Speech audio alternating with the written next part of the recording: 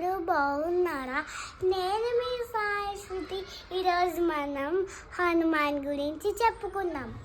Friends, మన రామయ్య జీవితంలో 3 సార్లు వేడిచాడంట ఫ్రెండ్స్.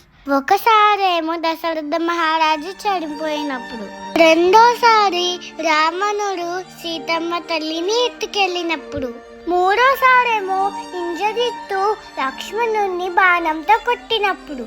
అప్పుడు ఏడ్చినంత మన రాముడు ఎప్పుడు ఏడవలేదంట ఫ్రెండ్స్. ఎందుకంటే లక్ష్మణుడు లేని రాముడు అస్సలు ఉండలేడు.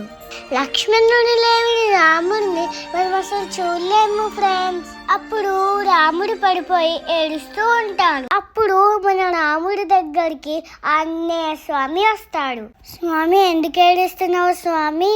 నేనుండగా లక్ష్మణుడు చెడిపోతాడని ఎలా అనుకుంటున్నా స్వామి? నేనుండగా లక్ష్మణుడు చెడిపోడు స్వామి. కొంతమంది అంటున్నారు చంద్రుల్లో అమృతం ఉంటుంది అని. నేను నా అరచేతితో చంద్రుణ్ణి పిండేసి ఆ అమృతం నీ దగ్గరికి తెస్తాను స్వామి అని అన్నాడు. కొంతమంది అంటున్నారు సూర్యుడి అగ్నిలో అమృతం ఉందని. నా అరచేతిని సూర్యుడిని పిండేసి ఆ అమృతాన్ని మీ దగ్గరికి తెస్తాను స్వామి అని అన్నాడు. చావునే చంపేద్దాం కానీ లక్ష్మణుడు చనిపోయే ప్రసక్తే లేదు. మన రాముడి పక్కన ఆంజనేయ స్వామి అండగా నిలబడ్డాడు. ఇలా మీ లైఫ్ లో కూడా ధైర్యాన్ని ఇచ్చే వాళ్ళు ఎవరున్నారో కామెంట్ లో మెన్షన్ చేయండి ఫ్రెండ్స్. ఈ కథ మీకు నచ్చినట్లయితే please like, share and subscribe.